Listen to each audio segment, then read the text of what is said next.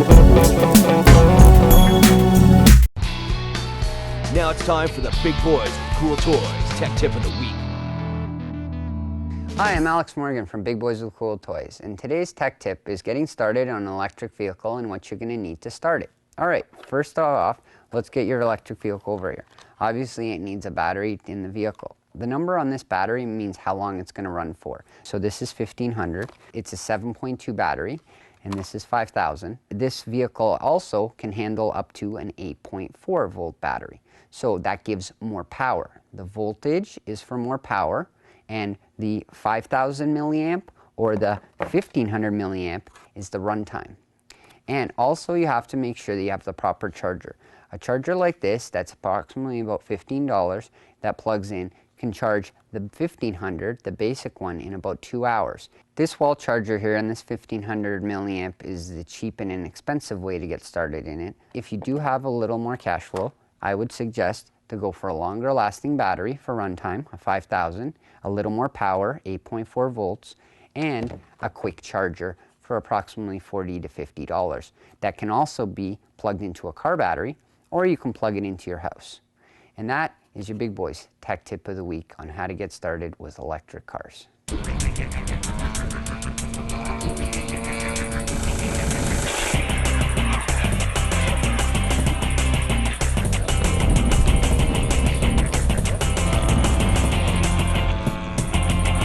Now this is a beautiful flyer here that you have. What's the name of this plane? This is a Beechcraft D18 in civilian life. I believe in the military version was a C-45, I believe. I noticed you got an aluminum finish. Is this actually aluminum? Yes, this is aluminum tape. It's roughly 2.5 thousandths thick. Comes on a roll.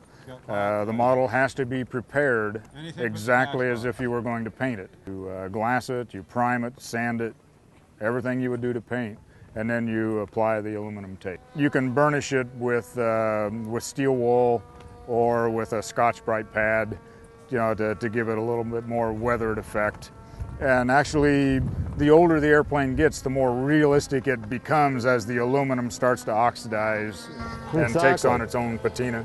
Yeah, it's good because I'm sure when you first put it on, you're almost blinded by it. Yes, it's very bright. There's a tremendous amount of effort that would go into surface detailing for a competition model. This, again, it's a nice sport airplane, but it's not quite up to competition standards. Yeah. Now looking at the plane, we have a very unique tail section. As well, this is a tail dragger. Correct. What was the reason for the split tail? I guess in reality, you'd probably have to talk to Walter Beach, but I would guess the twin tail, getting the rudders directly behind the propeller to make the rudders a little bit more effective. If you get a little bit cocky, so to speak, to think that you can handle it, the twin beach on asphalt is very unforgiving. Because of the twin engine tail dragger, you have to have a certain amount of ground speed in order to have the rudders to be effective. And generally what happens is that the tail wants to come up in flying attitude prior to the rudders having the effectiveness to control the heading. Controlling it. Nosing over with the D18 isn't that big of a problem, but steering it is. In grass, it's much more forgiving, and you have to make sure that your engines accelerated relatively close. You know, they stay relatively close to synchronized.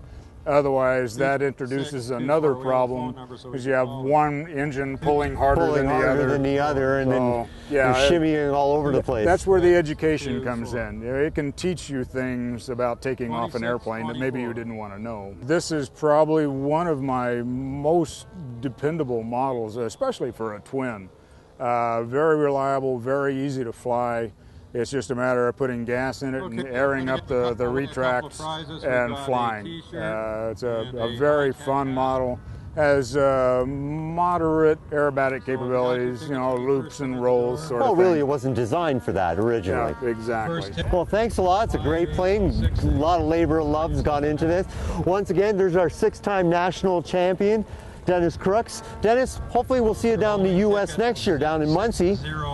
Right? Hopefully so. And we'll see you down there. And folks, take care. See you again.